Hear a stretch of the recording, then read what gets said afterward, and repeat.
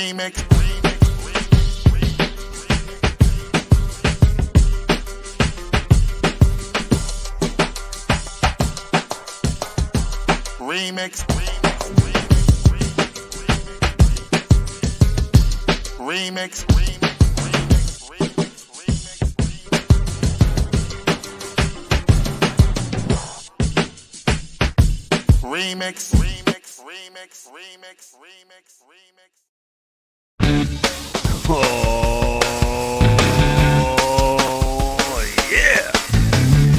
Welcome out once again to the Remix Morning Show. This is Black Liberation Media, in case you didn't know. I go by the name of the Ear Doctor, and here is the Bull Bap Breakfast. Now, let me introduce you to your host with the most. We got no other than Jackie Lukman.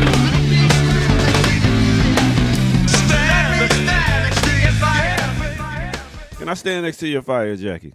Today, yes. Yes. I am burning with passion for the liberation of our people. Stand next to me, man. Yes. Catch your fire, man. I don't know where that came from. But I'm going with it.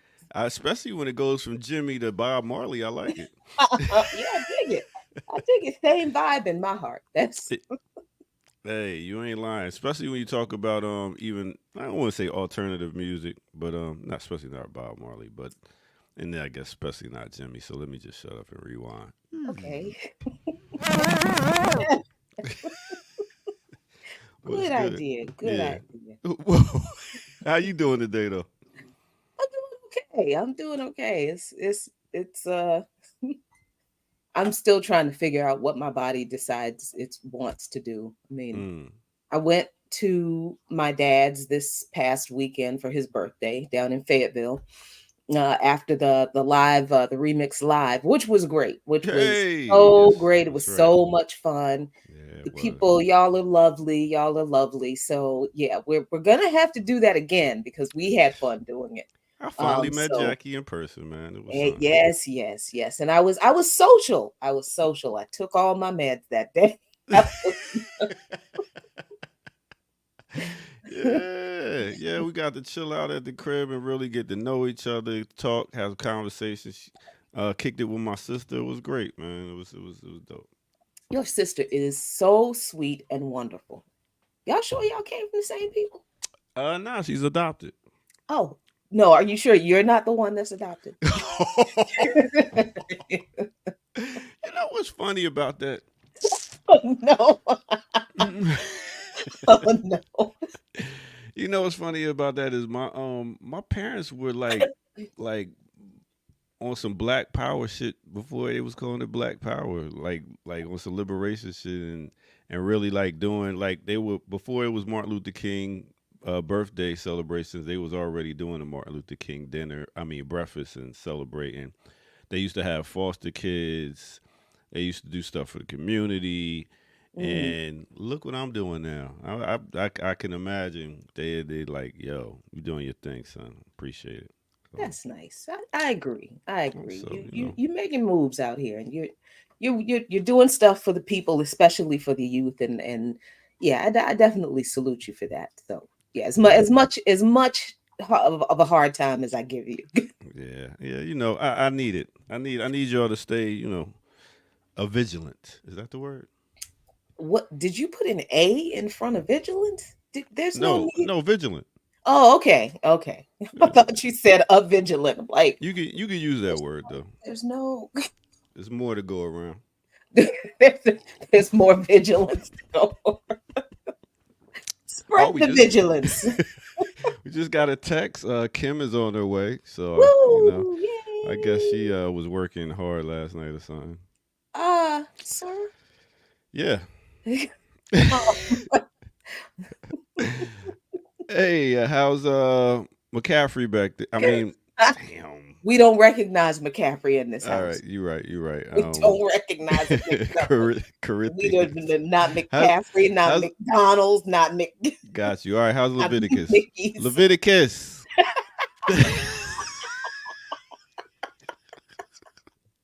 What a name! Is that a name? Is that somebody's name? Leviticus or where did that come from? It's a book in the Bible. Have you It's ever a met a and it's one of the Leviticus? chapters of the Torah. It's Leviticus. Yep. Have you ever met a Leviticus? Thank God, no. I'm bringing that shit back, yo. If I No, ever have another child, that's if I ever have another child, that's Leviticus, that's one that of the shit is names that hard. that is one of the names we don't need to I'm be saying that shit is kind of hard though. resurrected. Leviticus. You give me oh I mean, it Leviticus. could be worse. You could name your kid Deuteronomy. So, That would have Deuteronomy. and Yo, that's the name. I would call CPS on somebody. You what? All right, you need to come out the Oh, church for just a minute, y'all. Come on. I'm sorry. I'm sorry, sweetie. Your parents don't have any sense that they named you Deuteronomy, and I'm Oh sorry. my god. So yeah, other than that, I was just thinking I was working here's what I realized. I'm trying to be a better person. So, I'm trying to figure out how to small talk. When you're around a group of people, I'm really not a small talker. And I'm trying to work on cuz I leave. I don't know if you know me, but when I have nothing to talk about, I leave. And I know it's not always about me, but I need to work on small talk, I think. Yeah, I don't. I can't You don't help you with that one. I can't help you you. don't do small talk neither? I don't either. And it's I've tried to, but I found that if I'm not, I just I don't care enough about the small talk stuff Mhm. to keep up with it. Like when I'm meeting people, I don't know what's really going on in sports. I don't know Mm. what's going on in celebrity news. I don't care. So Yeah. I don't talk about those things. Mhm. So like when I'm around people, I am around people who, when we turn it off, we're like, okay, we're just chilling, we're having a good time. Yeah. But we have this thing in common that we're all, you know, in the struggle. Do For you people who ever are not not in talk the about struggle, organizing though? and that's the thing, I can't. And that's what I'm trying to get to. I can't. Is I there an don't off know. switch? I it No. okay, so See, and that's the thing. When people don't have a lot of stuff going on, they got good small talk. Is that me, or am I making an assumption here? I don't know. I think I used to have opinions about it. Like how can you not, like, I still get annoyed when people are like, I don't really pay attention to politics. I'm like, politics Mm, are paying attention to you, beloved. mm, And just whether you pay attention to it or not. Um and so it's hard, it's difficult for me to get past when people say things like that. It's mm-hmm. like, because I know that's them saying, I don't want to hear about this politics stuff. I don't want to have these, I don't want to talk about this serious stuff. But in the time of monsters at the, in the middle of the apocalypse of this empire, I don't know what else I'm supposed to be talking about. Oh, Yeah, I think the main thing people talk about is TV shows and sports. Like, yeah, I don't know what's on TV. Are they still doing reality shows? ask Ricky. She Don't know. you come for my don't come for my comrades, sir. I'm just saying. I'm just saying. If they got a new season, Ricky, let us know. Don't come for my beloved, sir. Touch not as, mine anointed. as Ricky says, I am great at small talk. You know. It's so funny. I was talking to my dad, my dad is an elder in the Church of God in Christ, very holy, very very holy, Hmm. and he and Nikita are growing a church. So he's finally going to, I think, be the pastor of a church after years and years of him saying he did not want to be the pastor of a church. Mm. But God was like, yeah, I don't really care what you want.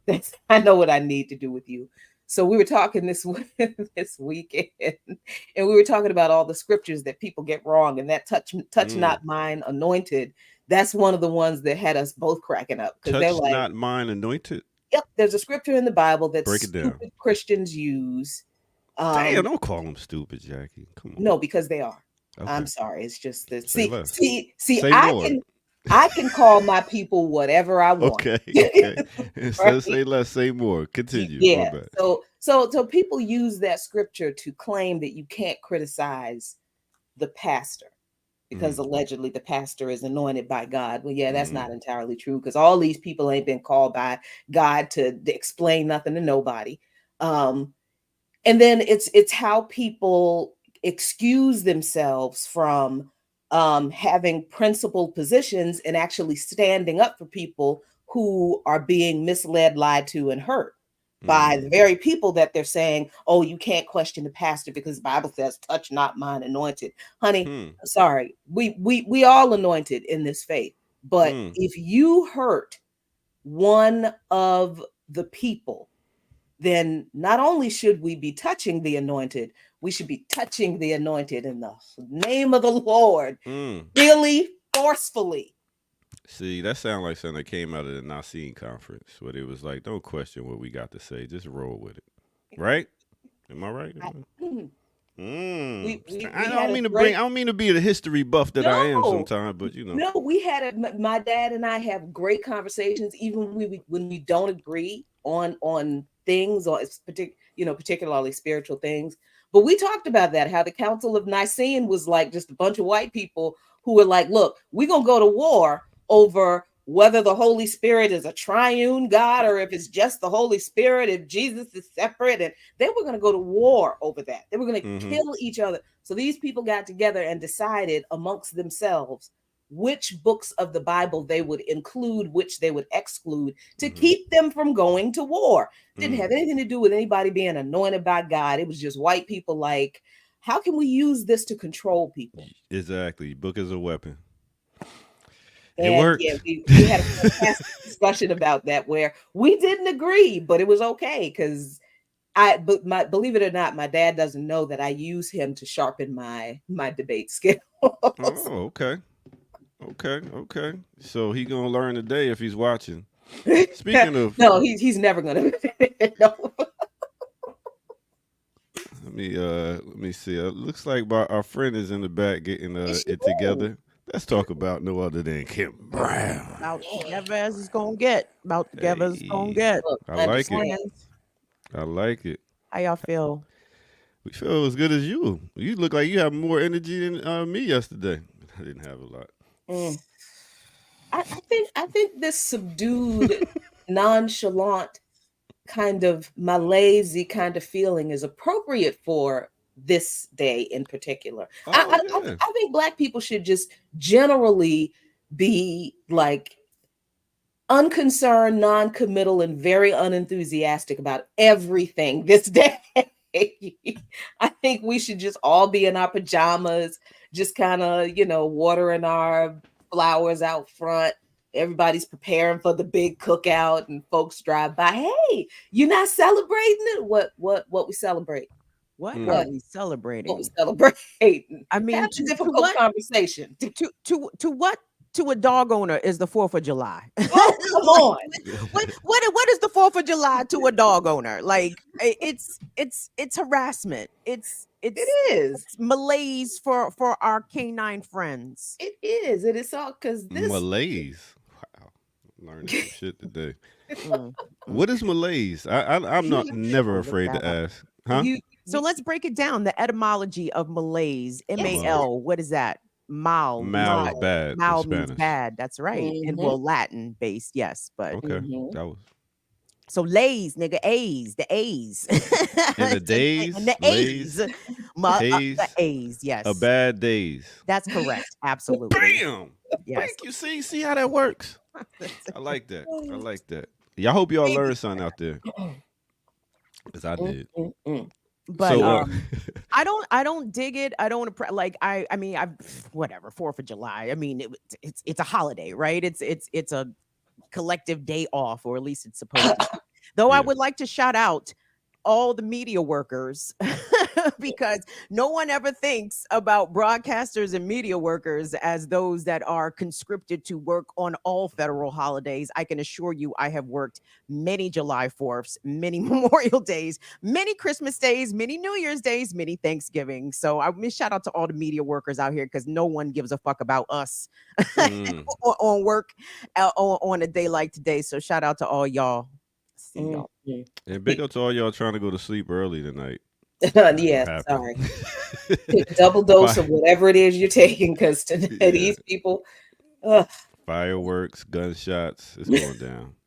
It's It's so going I down. don't get it. I do not get it. I saw a package about the even though they say it's short term, but the environmental hazards of fireworks, right? Mm, Like the whatever they let off in the mm, air, like it's a pollutant to the air, water, and soil. If you have respiratory issues, you probably shouldn't go out and watch the exactly. fireworks, right? mm. Hmm. I mean, what the fuck? Why are we still doing this? That's a good question. Indoctrination But and wanting it, to belong, man. We want to be a part of this American experience so bad. what Just is it about seeing fireworks blow up in the sky that we be like, this shit is amazing. I mean, I like fireworks. Right? I hate that fireworks are being maligned by this ridiculous holiday. Mm.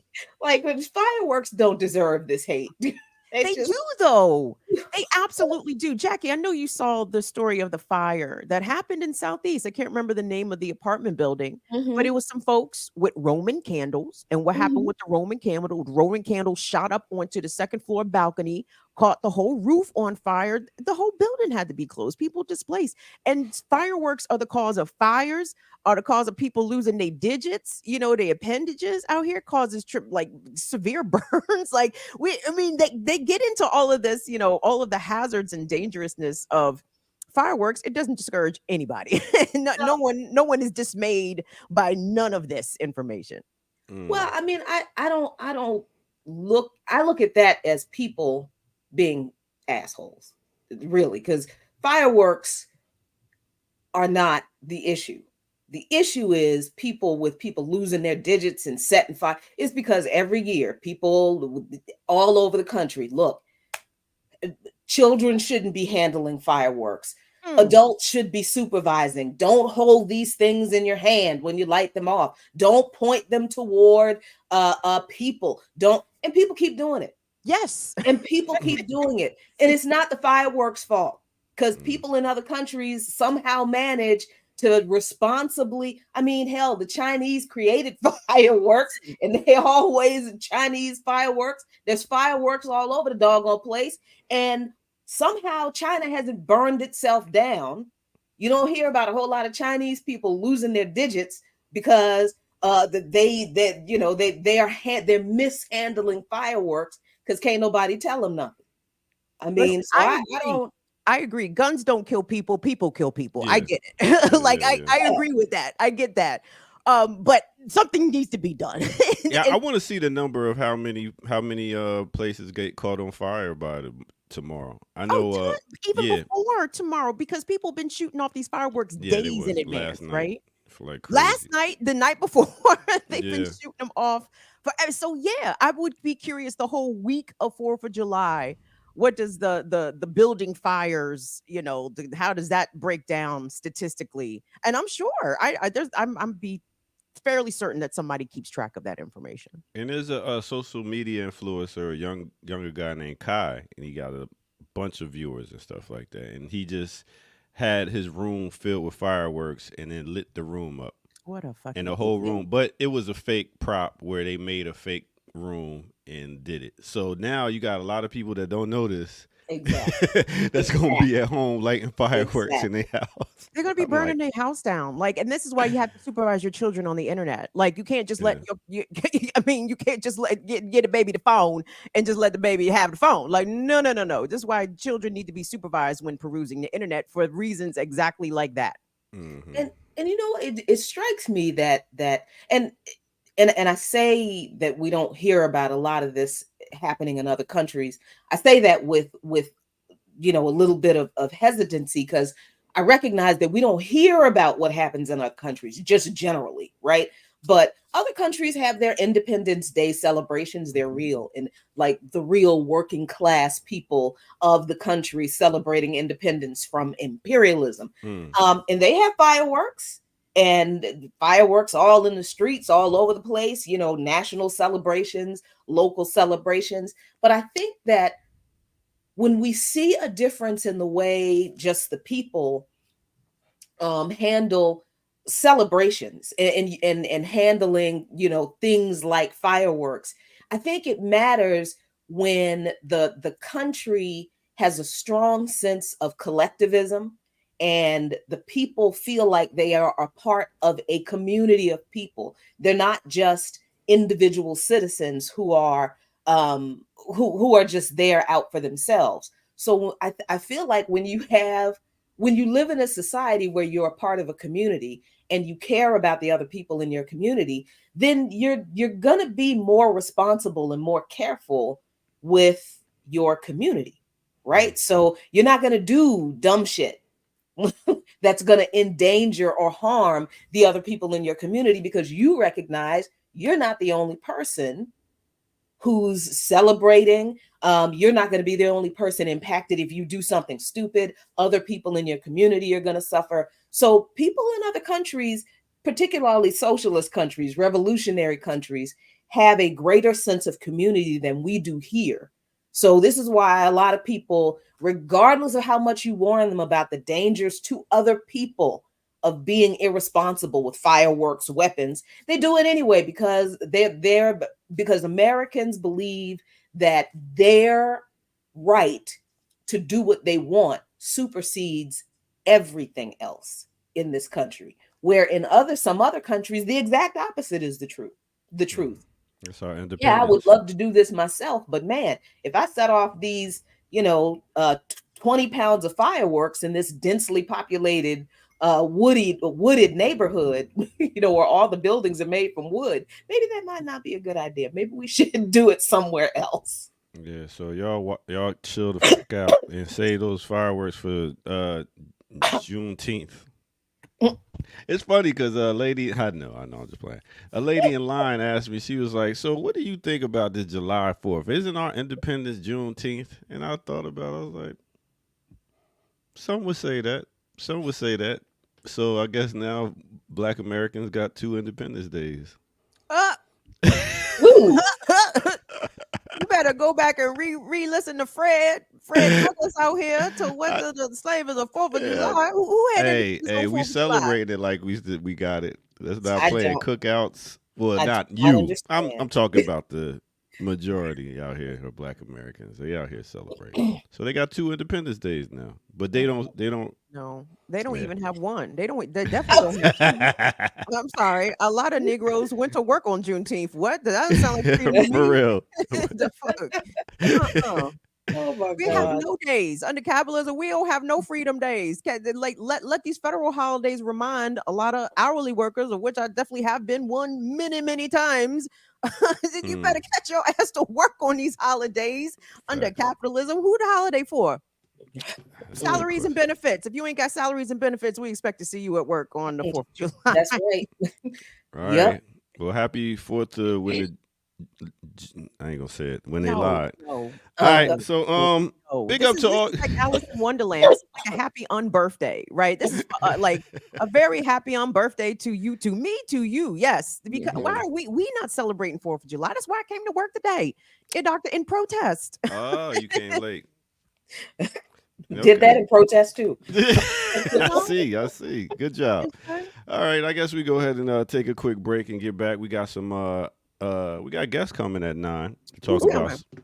I believe Paca or somebody like that. Hey, word. Hey. Yeah, so we got them coming at 9. So y'all stay around and let's go ahead and take our first break and get right back to it right here on the Remix Morning Show. Let's go.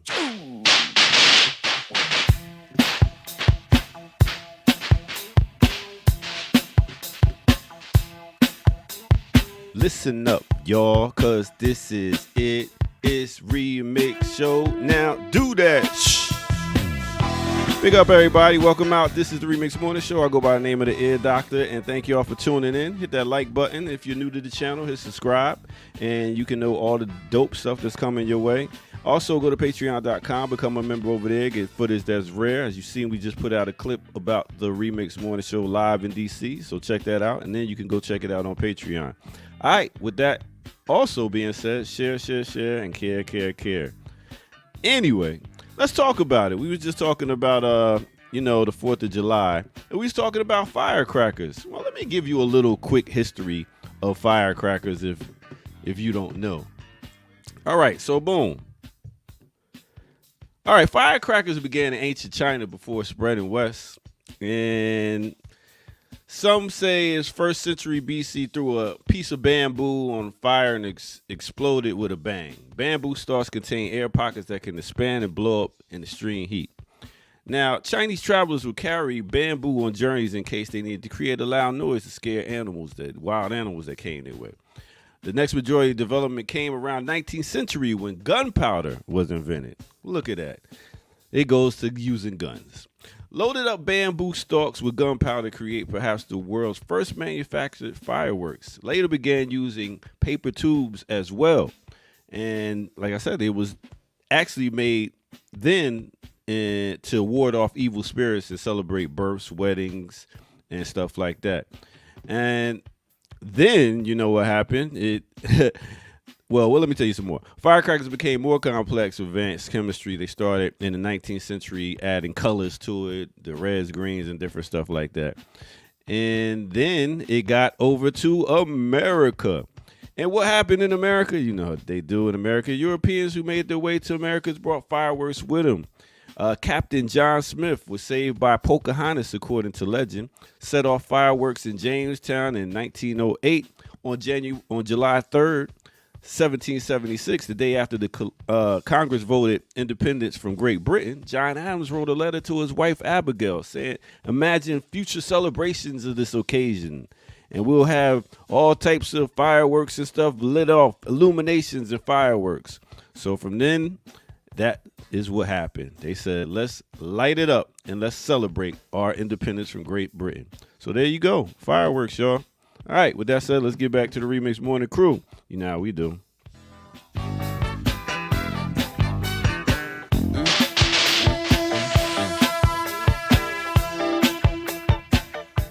Yeah.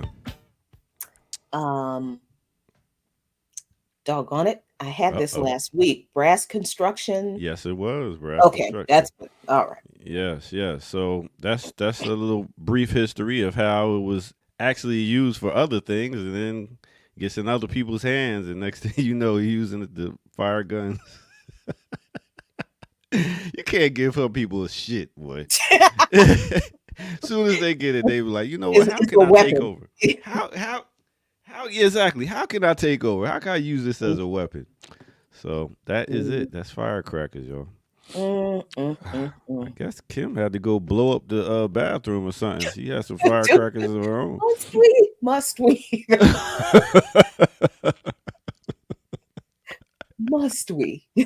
I guess not. But yeah, that's what it came from, y'all. Firecrackers, 4th of July, Adams, which is one of our great. No, he wasn't. One of whose? Like our whose? Whose? And let's be clear that legend of Pocahontas saving John Smith. Mm-hmm. Yeah, the legend is not the word. That's a lie. That child was 12 years old. She was 12. She was a child. And she did not fall in love with John Smith. John Smith didn't fall in love. They kidnapped that child. Damn. Oh, that's Pocahontas. That's the one they put on the coin. That's not even her name. That's not the one they put on the coin? Huh? I'm thinking about the other no, one. that is the mythological person they put, but no, her name wasn't Pocahontas, really Pocahontas. Okay. She did not fall in love with John Smith. He didn't fall in love with her. She was a 12-year-old child. He kidnapped that child. And if I'm remembering correctly, he threatened to kill her father if she didn't go back to England with him. I think that's how it went. Oh, damn. Yeah, so it wasn't that Disney story is bullshit. It's bullshit. That sounds about right. That sounds definitely about right. All right, well, I don't know. I guess Kim had to go walk a dog. So we be having issues in the morning, man. We're middle-aged ladies. I see. I'll be there in a minute. middle age. I got a year and a Mm, half. You know I'm what I'm actually saying? past middle age because you know, Okay, tell me. yeah, because and I was thinking about this, and then I had to stop thinking about it because it's depressing. Um, so technically, middle aged is like based on the average lifespan of people, in that Mm-hmm. country. The average lifespan for Americans is like 70, 75. Damn, middle age is 35. Shit. Yup. Damn. I mean, that does make sense. Like, you don't meet a lot of people in their 80s. I was even thinking 80s, but I was like, wait a minute. Hmm. So, damn, 70s. So Yep. I've been past. Yep. So we are seasoned. We are seasoned. Do you embrace it? Um, I do. Mm, I do. I think I had to learn to, but I do. I mean, mm, I first of all, I didn't think I'd see 50. I didn't. When I mm-hmm. turned 40, nobody was more surprised than me that I got Yeah, that because that's I was irresponsible in my early life. Um, yeah. I was just but- thinking because my mom made a transition at 54. My dad mm, transitioned at 65, and I'm like, God damn, yeah, I ain't even see. So you say middle age 35. I'm like, yeah, that yeah, makes sense. yeah. My mom Shit. was 48 when she passed. Mm. And Mm-hmm. that was that. So I get to 40, 47, and I'm like, oh my god, am I gonna? See, that's why I don't even want to think about it like that. Like Prince said, don't count your age. Just keep living, and then Yeah, it makes sense. Mentally, it won't be like, whoa, I'm old. I'm feeling like this. You could just, it makes sense. I think that's what the who do the people 7 Day Evangelists, the Avengers. Seventh Day Adventists. Okay, yeah. So that's what their belief is. You don't even celebrate. Oh, there's a Jehovah Oh Witness. no, that's Jehovah Jehovah's Witness. Witnesses. Yeah. Okay, yeah, because I know Serena Williams and them was Jehovah's Witness too. What did they Hmm. witness? I don't know, but they said no celebrating birthdays. Mm, You mean I don't think I've ever been like, oh, I don't, don't ask how I am and all of that. I never paid too much attention to that stuff. But I think, like when I start having having the health issues, I started to feel um uh beaten up because mm, hell, 12 surgeries into in a little over a year and a half, that can beat anybody up. And I still feel kind of like patched together because I got all these scars all over the place, and but I also, and yeah, I have arthritis in my knees, so like I'm in pain every day. mm-hmm, But while I feel like the effects of not taking the best care of myself before now, and just age, right? Your body is just doing what your body does when it needs to not do so much work. I do feel like, oh, I feel my age. I feel the effects of my age, I think, or mm-hmm. physically on my body, but mentally, I'm like, I cannot be 56. When did that happen? When did this 50s stuff happen? I Mm-hmm. don't, and what am I supposed to like? Am I supposed to act a certain way? Am I supposed to, carry myself in a certain way? Because that's just takes too much energy, more Yeah, energy than I have. I'm So I'm I'm not scared of a lot of things. I ain't even gonna say scared, but I'm just not. I'm not big on hospitals. I lost a lot of relatives in hospitals, so I'm not big on going to hospitals. Anything. If you, I call you on the phone. I'll be like, all right, let me know how you feeling. But just even going to going to a regular doctor checkup, I ain't gonna front. I'm just like, psh.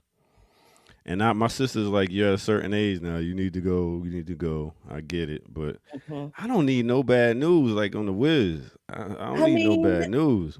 you can either receive the bad news, if there's If bad there news is, to be yeah. received, because you 9 times out of 10, the thing that we are the most terrified of in regard to going to the doctor, 9 times out of 10 is never that bad. It's Mm-hmm. not, and the one time that it really is like, oh, this is, you see, you didn't know about this, we needed to have known sooner.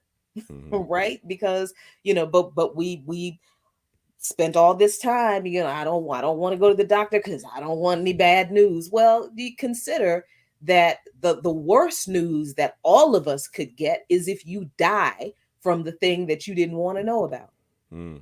So Yeah. then all of us are having to deal with your loss and the fact that you didn't take care of yourself when we tried to tell you. And I got kids too. So. And you got kids, and the funeral ain't gonna be pretty because people are gonna be opening the casket and punching you in the face It's because like, nigga, why you ain't should you? have. If you had listened to us, you wouldn't be here. Ain't no jumping in the casket with you. They go open it up so I can whoop his ass. Yeah, and this is another great point right here. I'm most terrified of the bills Now from going. that That's the yeah, it doesn't yeah, even matter. It can be the hospital bill or the funeral bill. Both yeah. bills, all For, bills. for real, especially when you don't have a regular job like me, and you ain't got no benefits or nothing. You gotta pay out your pocket for everything. Mm-hmm. So I guess it's about time that you got any news stories. Let's see. Do I that I actually? You know what? Yes, I do. And All I'm right. just annoyed about something. So let's Okay. just talk about how annoyed I am at this particular thing Well, today. How about let me bring back our other news person, Kim Brown. All right, Kim, Sorry. you good? Dog. Jackie said you was letting fireworks off in the bathroom, so we was I like, all did right, not we say get that I it. knew you you didn't say said that. that. I already know. No, you guys know I have an elderly dog. My dog is 15 years old and Oh, almost 8 months. So she's a really old dog. and and sometimes like old people, I think she'd be trying to play me, to be honest, because she got sense enough to go outside and use the bathroom. She Mm. absolutely has sense enough to go outside and mhm, use the bathroom. Before I came on here, I'm like, Bagheera, you gotta go outside. She's like, mm-mm. mm-mm. And then I step out as soon as we do the break. What do I smell? What do I smell? What do I smell? I said, Bagheera, why are we playing games? And because one of my favorite shows, I'll be brief. One of my favorite shows is Hoarders. Hoarders, everyone has Yeah. seen Oh Hoarders. wow. Yes. I use Hoarders as inspiration to clean my house. Anybody else do that? Yeah. Like, I mean, we cut on You Hoarders too? to make sure we never get here. let me let me watch this shit as inspiration, as how let us never get to this point. Right. But some of the most interesting hoarders are the animal hoarders, right? Where they have 30 cats, 12 Right. dogs, some parakeets, some rats and shit. And it's like, Apparently. but the people will watch the dog poop and be like, oh, the poop, but just we'll just Oh, add that to the rest of the poop. And it's like, right. no, I refuse. I Mm. refuse. And no matter how hard Bagheera tries to make sure that we live in filth, I am here to counter that at every turn, at every turn. So no, I cannot leave the poop to sit until 10 p.m. or a.m. And when we get off the show, the poop must be addressed Mhm. immediately in the moment. Real, So my real apologies for. quick, Kim. Where did Bagheera the name come from? Well, Bagheera is the name of the Black Panther in the Jungle Book. That's right. Mm. Okay. Mhm. And I wish I could take credit for naming her such a cool ass name for a Mm-hmm. black pit bull. I so wish I could take credit for that. No, she came to me named Bagheera, Oh, Oh, okay. That's and dope. I don't encounter other Bagheeras. I've She's No, never I've heard of never. another Yeah, Bagheera. I've That's never. Yeah, never. Bagheera, yeah, she's a Mhm. legend. She's a DMV legend. Bagheera used to live in Southeast. Jackie, you might have seen her around back in 08, 09. She was around there. Really what? Okay. Atlantic Avenue, and where was she at? Does Atlantic and MLK, not MLK, Malcolm X cross each other? Maybe not. I used to go down there No. and Mm-mm. visit her, and she Mhm. was down there with all her hood rat friends doing hood rat shit, jumping over the fence and terrorizing the neighborhood. Because that's what hood dogs be doing. That's All right. and I we get. love them. Yes. I So, guess we could go ahead and get to some news. Leah Boggs says if I Leah, hear Leah. and see someone one more time hollering about Project 2025, I hope y'all could get to that because I want to get it. That's my news. That's Cool. it. is it? Yeah, I got 'cause I'm sick of it, and I'm I don't got an explaining why I'm sick understanding. of it. Yeah, so let me What's know. there Let to me. understand? It's the Crackers Manifesto. It's how they want to run All the right. table. Well, let's get the jive turkeys on board so they can know we about to talk about it. That's cool. So let me get out of here. Yes. The jive turkeys. Wait a minute. Do we get our? What happened to the Who is that vernacular for? Who is a jive turkey? Jackie, ever in your youth, did you ever call somebody a jive turkey? never, Seriously. never in my I don't youth. Not in my youth, nor in my seasonedness. No. why are we bringing back jive turkey I don't single-handedly, ear know. doctor? It Jive didn't. turkeys and honkies. I prefer crackers because I feel like cracker has impact. Honky is too nice. It's too Yeah, George Jefferson-y. You know what I'm the saying? honky is like a polite, like it's a weird inside Southern joke. It really is. It's a weird inside white people Southern joke. They will call, yeah, they will call each other honky, and that's Oh, funny. Yeah, okay. and they're just, yeah. But if you call any of them cracker, then it's on. Oh, wow. I thought honky was just pretty much like a John who would honk for Oh, trick hookers and stuff like that. wow. Yeah. No, Whoa. no, You honky. sure? Wow. I mean, it may have come from that, but What? Why that you ain't say no. no already if you ain't know? See, look at how y'all just programmed to No, say no to me. no, because we don't use it like that no more. Don't Touche. nobody honk for I was talking ladies about of the the origins. season anymore. You go on the web for that. Don't ask me how I know. Okay. See, look at that. All right, I'm out here. Wait, hold on. Peckerwood. The first time I heard a black person call a white person Peckerwood and mean it was when I went to Oklahoma, and this person called this white person a Peckerwood me with a scowl on their face, like, yeah, Peckerwood. Blah, blah, Uh-huh. blah. I'm like, oh shit. Do the whites respond to that? Some do. My favorite undercover nickname for white people is my Uncle Junie's nickname is Mr. Bobo. Oh, And for years, I did not know what that man was talking about when he would talk about, yeah, Mr. Bobo that came down here and took all the money, put all the money in his pocket and walked on away, and he ain't left the niggas nothing. oh Mr. wow. Bobo done took all the shit. And I'm like, I'm using context clues to figure out who Mr. Bobo is. Mr. Bobo, the repo man. Who is Mr. Bobo? What family do we know that's name is Bobo? Who is Mr. I like Yorugos. That's one of my favorites. I do love Urugus. And I think that came from, I think the first time I heard that was maybe Mama Marimba Ani, Dr. Marimba Ani. Exactly. I think, yeah, I think that's the first person I heard. And I had to go look it up. I'm like, what is a Urugu? Because she was giving him the blues. And I'm like, what is this? She talking about white people. Yep. And then What there you was calling them? Abdus's The he loves Yakubians? calling them, huh? The Yakubians? Oh, you on your new Wabians. I see you out here, Kev. Yep. Dr. Yakub. Uh-huh. And then there was Abdus's Gog and Magog. It was just like they are the biblical Gog and Magog, every one of them. And pasties. Who Gog and Magog are, baby. I do not know who was Gog. I don't remember them. So Gog and Magog are pretty much at the apocalypse. They're basically the destroyers of everything. They are, yeah.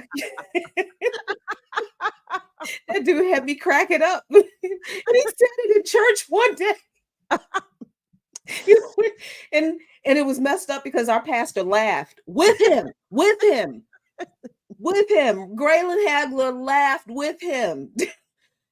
Because Hagler was preaching about, all of the degradation, economic, environmental, human rights abuses, the wars, the famines, on and on. And Abdus is sitting there and he just breaks out with, and that's why they Gog and Magog. He probably got a shout out and a point from the pulpit. I see you, brother Abdus. Yes. and Reverend Hagler was like, that could be accurate. they are just laughing. I'm like, this is one of us is gonna be punished by God. And since it's gonna be you, I'm gonna move on over.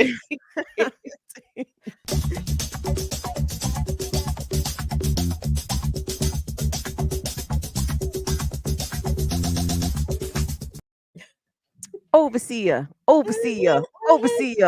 Just like officer like from just like overseer, just like a Ope.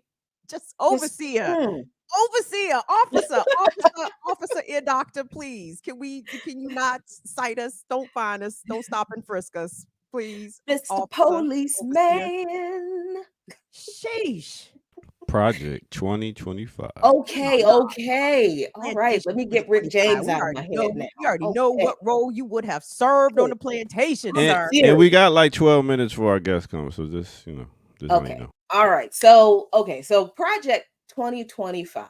I am so sick and tired of hearing about this damn document that ain't nobody pay any attention to when it was first talked about, what, 2 years ago? And even then, you shouldn't have paid all that much attention to it because it was already happening anyway. So, what the hell are y'all so afraid of? And anyway, you haven't even read it because y'all Bammers don't read. And y'all are sitting around passing this social media thing around your little socials. Oh, we should be more concerned about Project 2025 than a bad presidential debate. You niggas are being played by the Democratic Party again, and you don't even see it. Because isn't it interesting that this Project 2025 talk resurfaced after this shitty debate in which Joe Biden proved all of the jokes about him being a reanimated corpse pretty much true, right? This man couldn't even string together a coherent set of words to make a sentence. To be fair, neither could Trump. That's not my point. That's not the point. To be fair, But Trump no, also could not that's string not. together coherent sentences. No, Biden, even the Democratic Party understands now. They cannot ignore that Biden is a problem. All of a sudden, after this terrible performance by the genocidaire who is debating the sexual assaulter and the convicted criminal, well, has it? Yeah, I guess he has been. All of a sudden now, this Project 2025 thing starts floating around again, that's like, the evil plans of the GOP starting in 2025 if they win the White House again. First of all, most of the things that are mentioned in that document, which again y'all have not read, are already in place. Because if you had read it, you would know that most of the things in the document are already in place. So Project 2025 is not going to start happening if Trump wins the White House in 2025. Project 2025, the document is basically just their notes for their action items from their meetings from decades ago, that they've been doing all of this stuff. And some So of the things they're nothing, doing, like right out of the gate in the Trump presidency. So I know in the document, excuse me. one of the things they're talking about is, allegiance and loyalty to the president amongst government civil servants.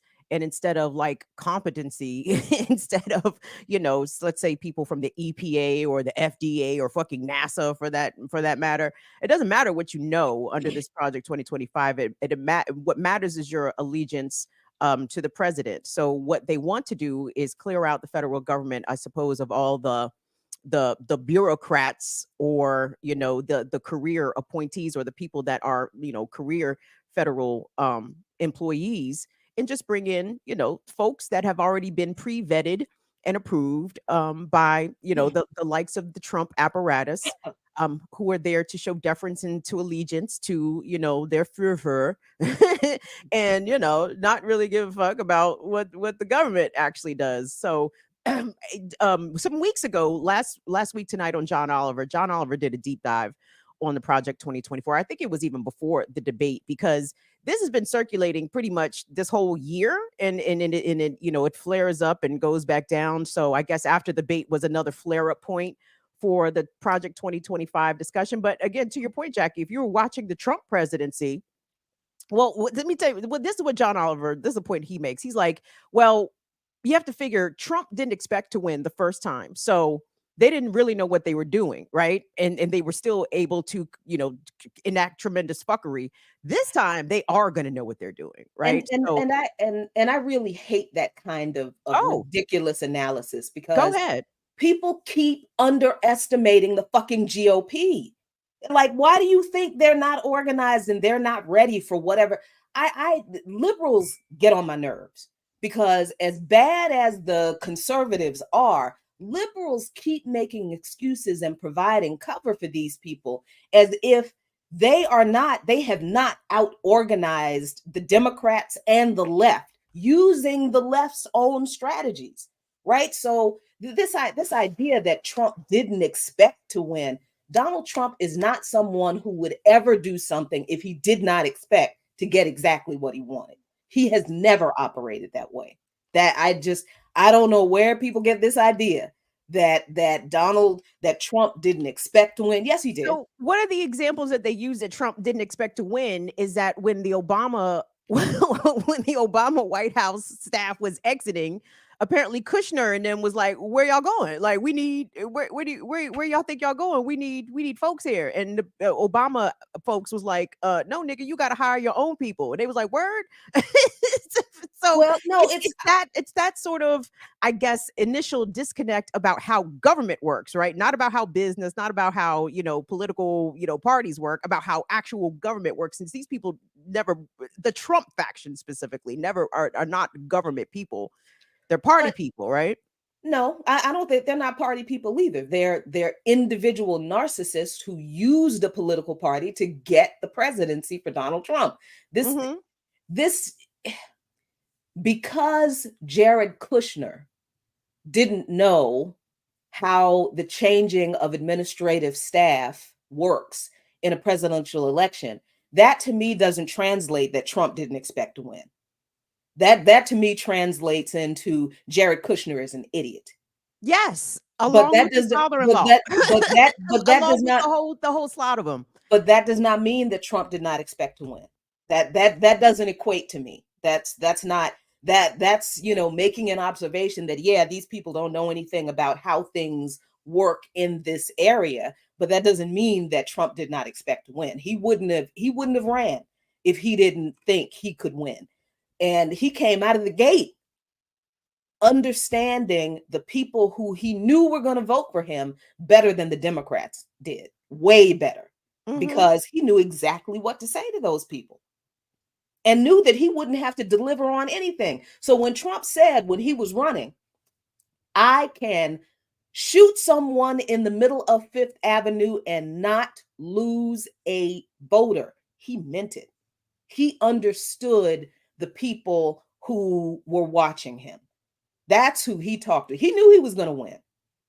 So I a part of the problem with this Project 2025 reemergence is not that it wasn't talked about before, not that it wasn't circulated around before. We need to look at why it's is it am I the only person who is like, wow, it's really interesting that people are talking about this thing again after this debate, after they realize it is very possible that Joe Biden is going to lose to Donald Trump because look at how completely, how much of a complete mess Biden is. So now the Democrats are like, what can we do to get people firmly on the side of voting for whoever the Democratic candidate is.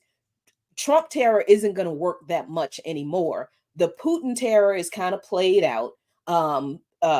So what do they have? Oh, look, the GOP, if we let Trump win, then they're going to implement Project 2025. And because people don't read, they don't know that Project 2025 has already largely been implemented. Everything in that document has already been done almost. So it's not new, and it serves the purpose of scaring people into voting for any Democrat, whether it's Joe Biden or not, because the alternative is even if the GOP candidate isn't Trump, if by some weird stroke of I don't know if it's genius or whatever, the GOP is like, now we've had enough of this dude. We got to get rid of him, which is not going to happen. then the Democrats really benefit from this hyper focus on this Project 2025 now, because now people are like, oh, if we let Trump win, if Trump wins, then Project 2025 is going to be implemented, and fascism, this is what I've heard people say, Trump is going to enter, he's going to usher in full fascism. Fascism was here in 1976 when George Jackson told us it was here from inside the prison walls. And we have not listened in all that time. And these people in the GOP basically took their action items from 5 decades of meetings and put it in a document. And everybody thinks, oh, these are their plans. No, this is what they've done. This is what they've already done. And Trump being elected isn't going to change what they've already done. But now people are convinced that they have to vote for Biden, even if he is a bumbling idiot. So let's point out the things that have already been done out of Project 2025, since we're saying that things have already been implemented and are already in place. Like, what are some of those things? The push to privatize public schools, the push to defund public schools, that has been going on for decades. Yeah, decades. And it was coalesced. Now remember, Betsy DeVos is a Republican. Mm-hmm. Whose administration did she work under? Not Trump, Barack Obama. Rahm Emanuel invited her to work with him, and Rahm Emanuel was the driver of school privatization in Chicago.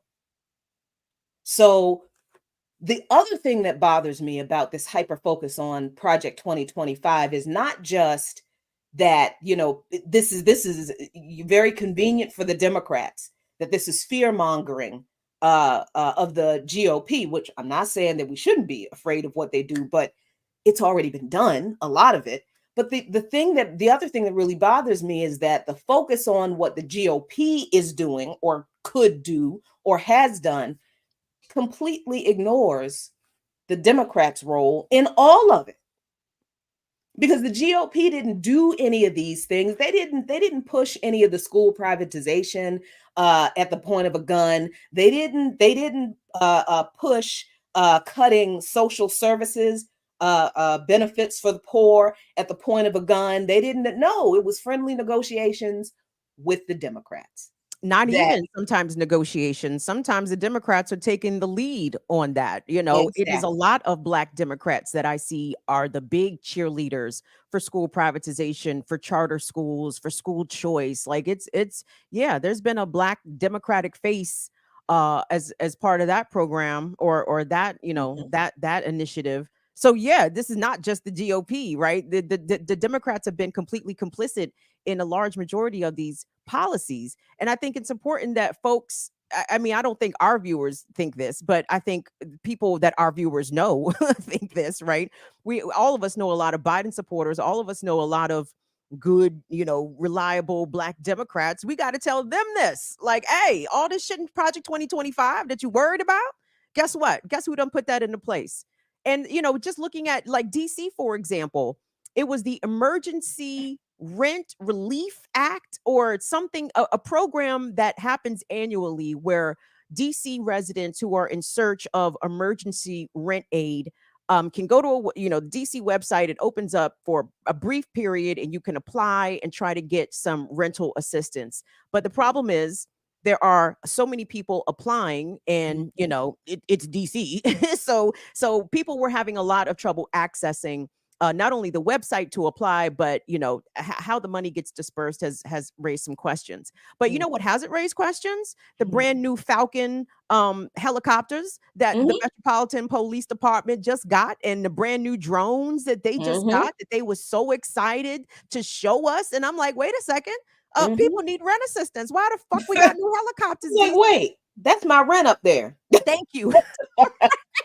Your rent is looking for you, Jackie. What is my rent spying on me? Your Black ass.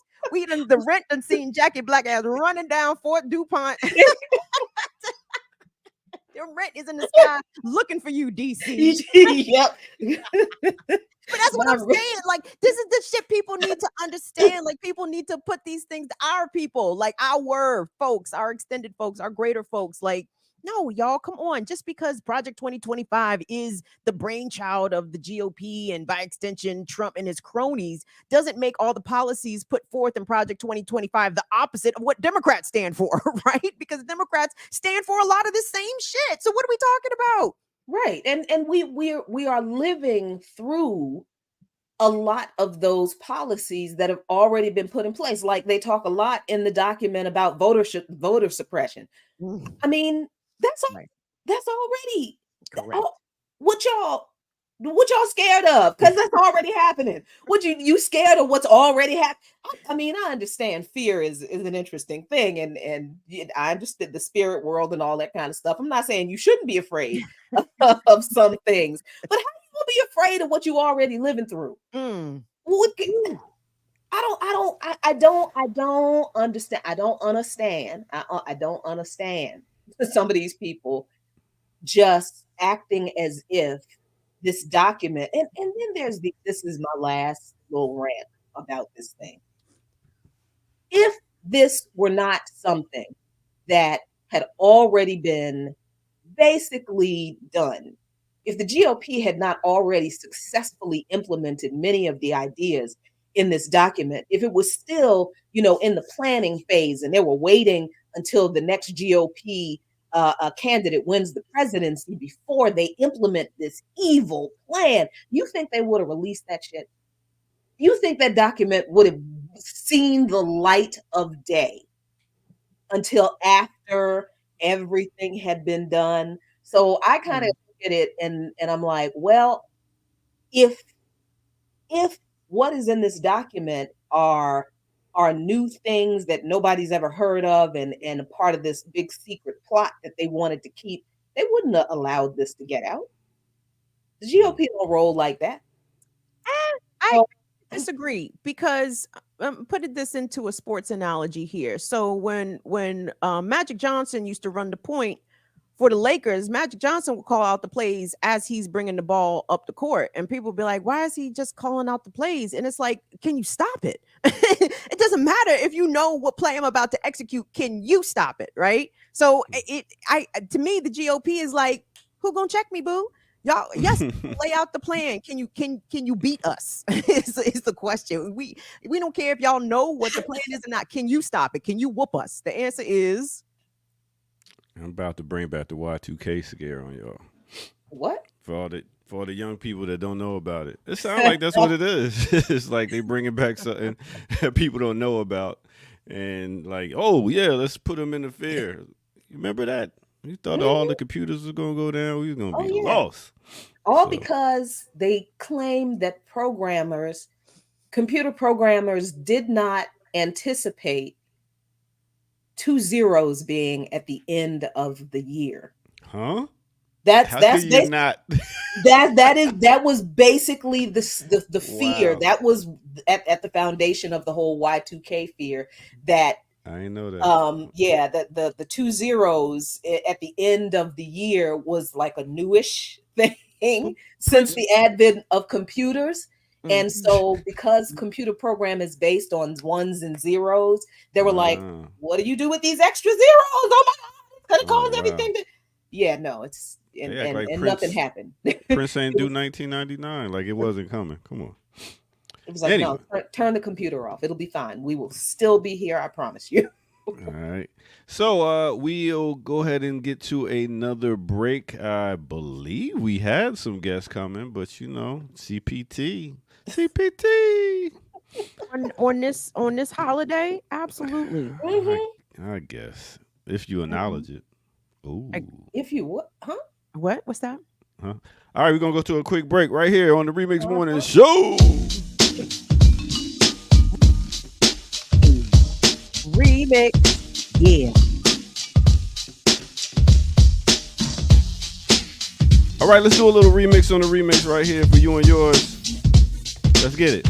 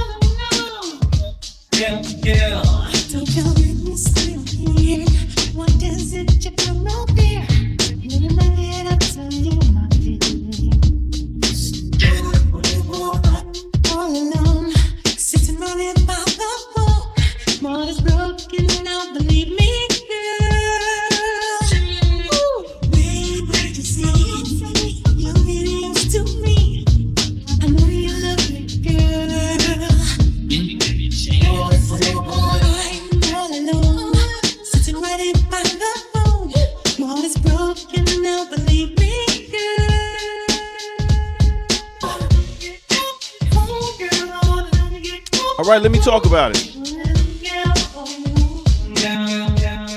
All right, let me take you back to a time. 2000 is the name of the album. Back in 1995, this is Grand Pooba on the beat, and the name of the song is I Like It. That's right. Mixed with a little bit of Al B. Sure. Yes, we talking about his album In Effect Mode that came out in 1988. The name of this song is Off on Your Own, Girl. Better get off on your own. On your own, girl. On your own, girl. Girl. All right. So that's what it is. Let's go ahead and get back to the Remix Morning Crew. And make sure y'all hit that like button, subscribe button if you're new.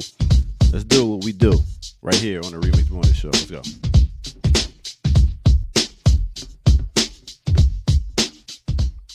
Yeah. Can I say 1988? That's the same year N.E. Heartbreak came out. That was the same year Don't Be Cruel came out. And In Effect Mode also came out. I even think Guy's self-titled debut came out that year. And Key Sweat. Key Sweat. I think Key Sweat was 87 though. Make It Last Forever. Ooh, but girl. Make it last forever. That Al B. Sure album is so full of album cuts. It's crazy. It's crazy. Like the singles Off on Your Own, Girl, and Rescue Me. Rescue Me. What was the joint he did? A better fact, he remade Killing Me Softly, right? Yeah, Killing Me Softly. Yeah, that. So those are the singles, but the album cuts. Oh shit! Yeah, Naturally Mine and Naturally Mine. Yes, oh my god! Yes, it was hard. You're not familiar with what about Ooh This Love Is So? Ooh This Love Is So. Yeah. What? Oh my god! Jackie is like. That's a whole lot of. That's a whole lot of whining. That's it's a falsetto, Jackie. It's a falsetto. Could have been one of the whinings. Shut up, man. So, for the kids who only know Quincy Brown, who looks exactly, it looks like Al B. Sure had Quincy Brown himself. He had a vaginal delivery of Quincy Brown himself because the child looks pushed him on out. Like Al B. Sure, except a little bit finer. I don't know how. Maybe because the young man addressed his unibrow early on. That's fine. But for y'all who don't know, that's Quincy's daddy. That's Quincy daddy. Quincy daddy. His real daddy, not Diddy. Kim Porter's ex. We ain't gonna go there. But all right. So that is your remix on the remix. We got guests coming through. Well, they're here. So let me get up out of here and allow y'all to bring them in. Great. Jacqueline, go ahead and kick this one out for me and my DJ.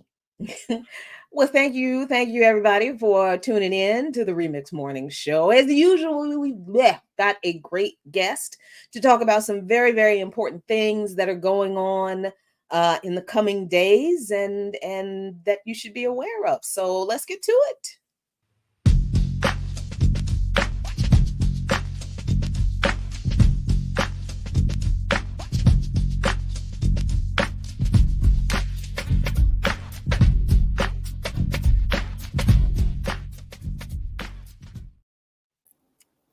Good morning. Good morning. Happy to be joined by Comrade Brianna, or Bree, as we more affectionately call her, member of Pan-African Community Action and the Black Alliance for Peace.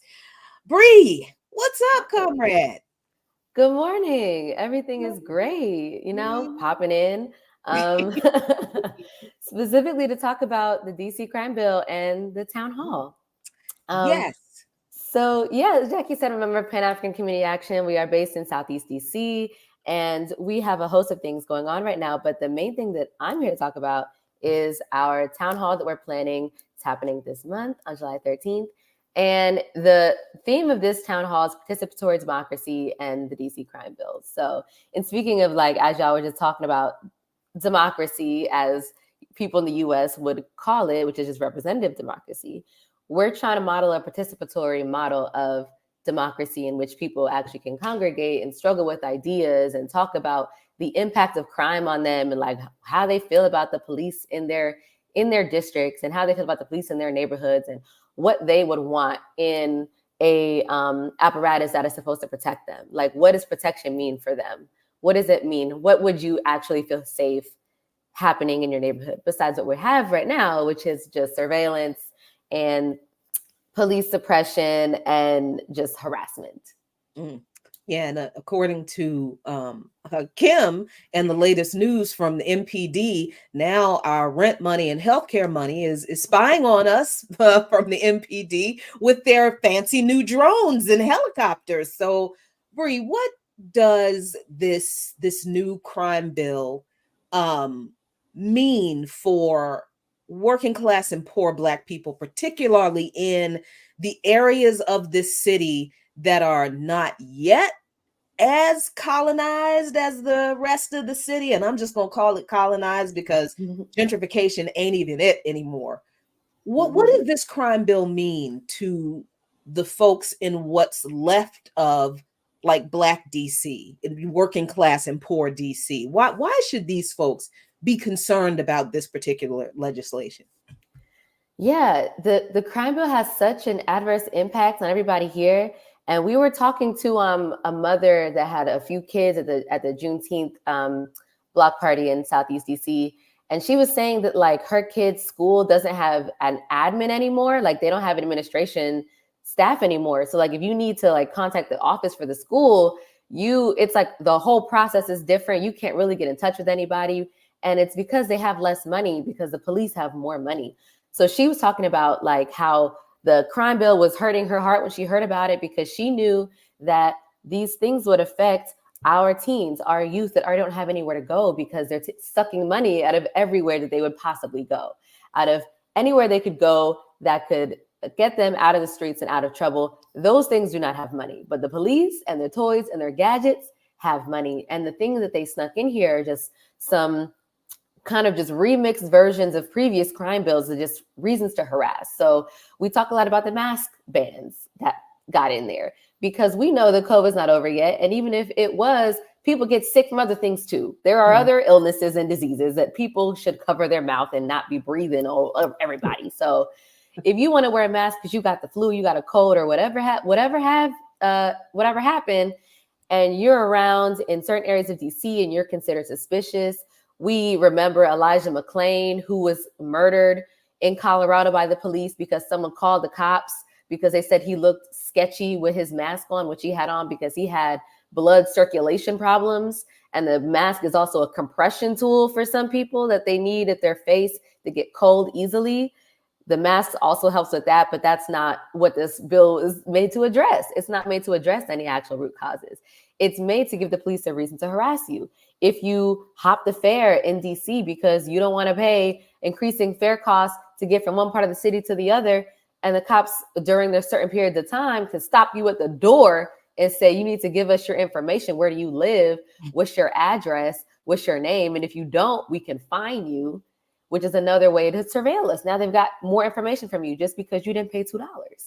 So there are so many things in this crime bill that increase in felony charges for stolen goods from $1,000 to $500. So now it's like you steal less things and you get a felony. You've stolen less things and now it's a bigger crime, and only in certain places. So we know that the way that crime is racialized, there's a reason why they're putting these drug-free zones and these putting these things in place. And there's a reason why the person that brought this to DC was Brooke Pinto of Ward 2, which is where GW University is. There's a reason why that happens and why the drug-free zones is not going to be, it's not that white people don't do drugs. We know they do. But the drug-free zones aren't there. So people say like, well, they'll pretend it's objective because it's supposed to address the vague idea of crime, which is allegedly something that is just colorblind, when we know that it's not. Talk about those drug-free zones, if you could, for a second, because I know, if I'm not mistaken, part of it includes 2 or more people congregating, right, can also be criminalized. And I know the city initially, when they set off this policy, well, the most recent time that they set this policy off, they were designating specific areas in which this 2 or more congregants, cannot be allowed. I'm like, this is big Black codes energy. My God. But, but the 2 places I remember they started off were Chinatown downtown, and then I think I want to say it might have been somewhere in southeast or either Ward 7 or 8, right? It was somewhere east of the river. Mhm. And it's like, I'm sorry. The whites and everything, they don't congregate in Adams Morgan, in Columbia Heights, in up off Connecticut Avenue. Like, they don't do all of these things at DuPont Circle. But my point is, all of this stuff is deliberately targeted towards the Black residents of the city, and just for two people to be together, standing on a street, conversing, doing whatever. And even the drug-free zone part is weird to me, because I'm like, weed is legalized in DC, so how are we having even drug-free zones? Can you talk about those things and what that looks like specifically for Black residents in DC? For sure. Yeah, I think the first place that I saw that drug-free zone sign was down by Chinatown. And that was the first time I saw it in effect. And I was like, oh, we here. We started. They already got the signs printed and they ready to go. So they wasted no time. And it's such a ridiculous name. Part of the narrative propaganda of this is things like the phrase drug-free zone. Because how exactly does dispersing people make the zone drug free? Can they not just do drugs solo? Is no one allowed to do drugs on their own? Like, what the rationale that just makes people think like, oh, I want my zone to be drug free, when it's like, it's already not. People are already doing the drugs. They can do them in their house. They can do them on their porch. They can do them alone, do them with friends. People are going to be doing drugs. But what the drug free zone does is give the police a reason to say, we suspect that you're doing drugs or dealing drugs. We suspect it. We might not see a drug. There might not be nary a drug to be found, but we suspect it, so we can come over here and tell you to leave and to disperse. And if you don't, that is another reason that we have to take you in. It's another reason that we have to detain you, because now you're officially not following police orders. Was the order itself just, which is another question. Do we have to follow an order that is at its root unjust and is not caused by any legitimate thing? According to these bills, yes, we do. If the police tells you got to disperse, they tell you got to give them your address, they tell you can't wear a mask, if they tell you whatever they want to tell you, in a place that's already heavily policed, we've got Amtrak, Metro, library police, the every kind of police you could think of, we already have. So for the police to have just more reign to say to a group of probably Black people, because groups of white folks are roaming the city carefree, they can do whatever they want. They're not going to be suspected of doing something. But a group of young Black teens, God forbid there's a mask and now the charges are compounded. God forbid they're just hanging out in a group of 3, because where else are they going to go?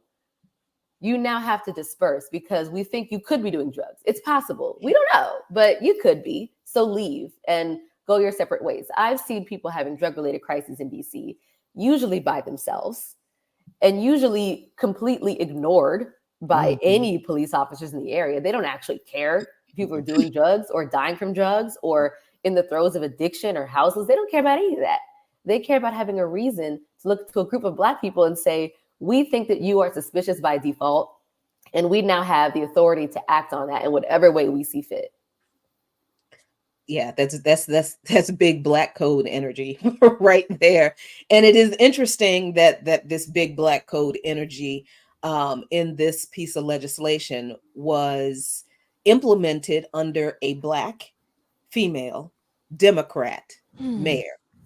Bree, what does Paca say to the reality of the politics, those particular politics behind the passage of this kind of obviously racialized repressive legislation? I mean, that we go from Black girl magic to what is this?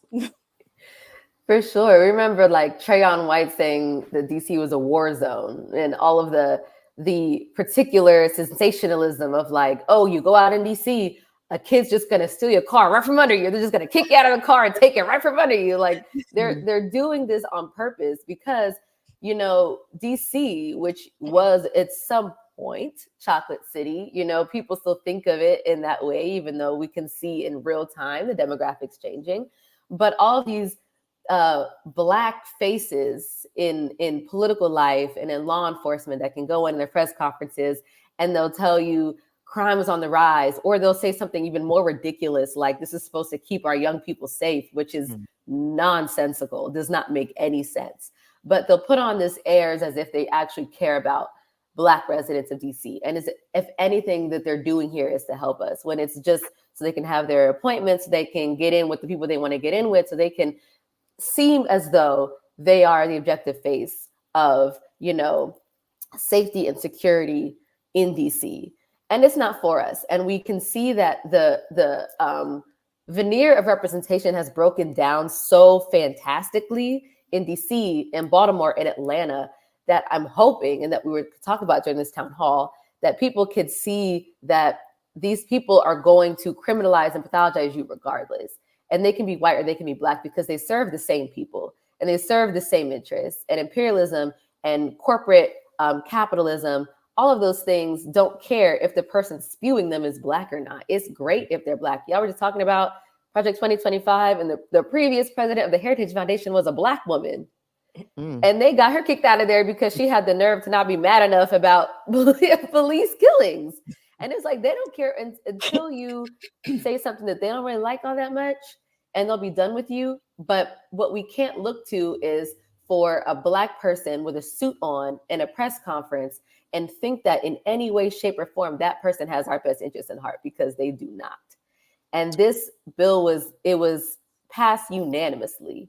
Everybody passed it. All the council members passed it unanimously.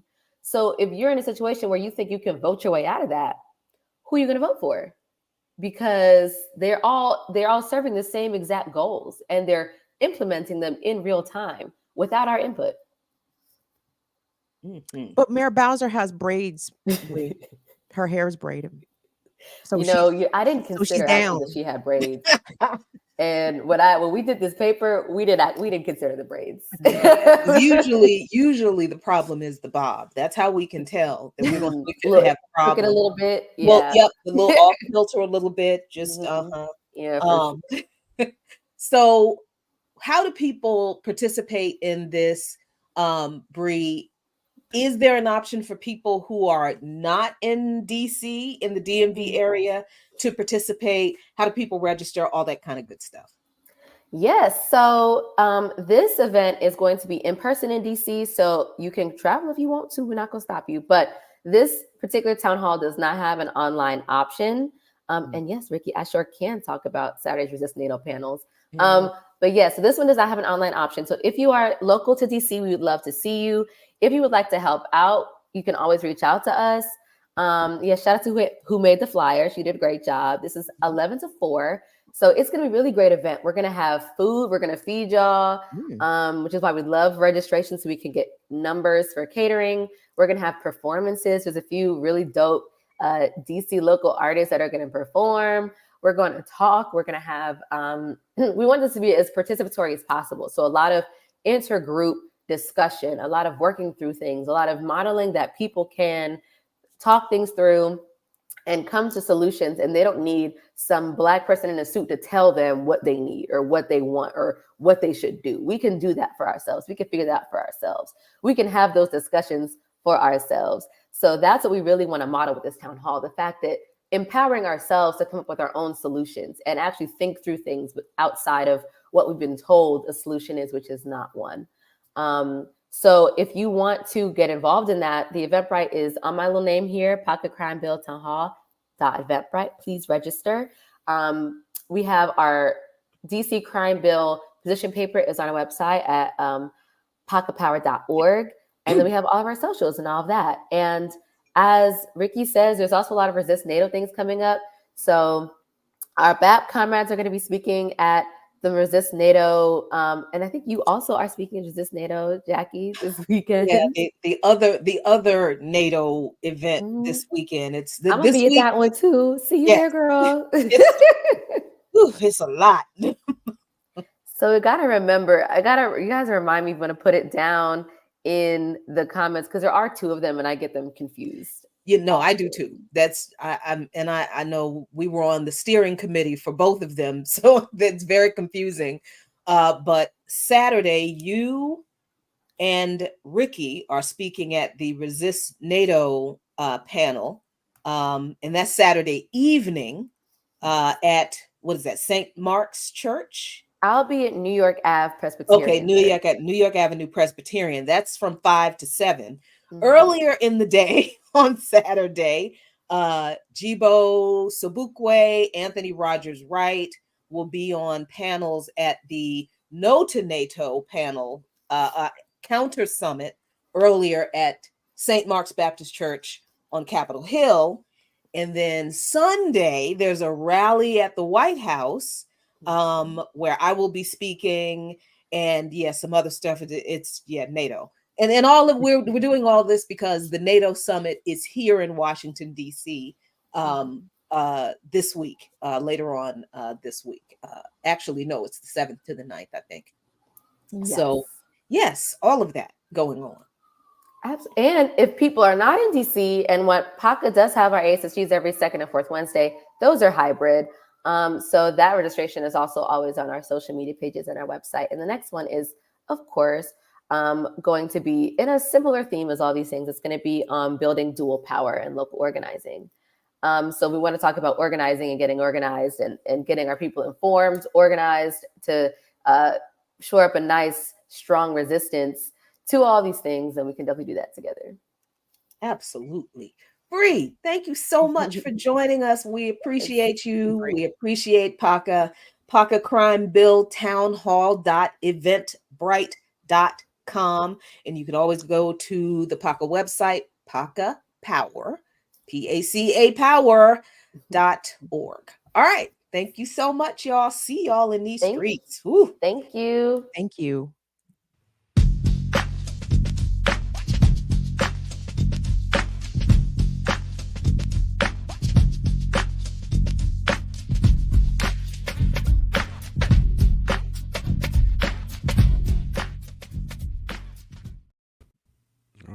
All right. There it is. Bree was cool people. I got to meet her also this weekend. Talked about this, that, and the third. And then I went and left and went to sleep. But yeah. Okay. It was late. Okay. Not with her. I'm just saying I just left and went to sleep after it was conversating with everybody, as you were saying. But yeah, wait a minute. But nobody cares that you went to sleep. You just could have said you met the sister and she was dope and you guys had a dope conversation. And yeah, thank you so much to Bree. Nobody cares that you went to sleep. Nobody cares. Why are you giving us so much information? I don't know. TMR? A little. Nigga, unnecessary much information. Not too much, unnecessary. UMI, Umi. That's My you. Umi says, shine your light on the world. All right. Hush that fuss. Everybody move to the back of the bus. Do and slump with us. We the type of people make the club get crunk. Hey, before I get into this break, I just wanted to big up a father's dream come true. What's that? LeBron James and Bronny James. The fact that you got your son on your basketball team in the NBA and y'all about to ball out against everybody else in the world. Congratulations, man. I guess I'm happy to see black nepotism finally. Yes, you know exactly. what I'm saying? Like exactly. Man, that's this what young I'm man saying. should not be in the fucking league. Everybody knows this. But everybody knows this. Exactly. Everybody knows this. What did he average last year at USC? Like 5 points a game? I'm sorry. Does that sound like NBA? Does that sound like NBA numbers? Nah, not at all. Doesn't. Not at all. Nepotism, black nepotism at its finest. And I must say, yes, we never get black nepotism started. Very, very seldom. Very seldom. So I love it even when it's more blatant. Like this is blatant nepotism because this young man does not deserve to be in the league. Maybe in the G League to start off a little bit, but you know. And he did have his heart problems. So I know he had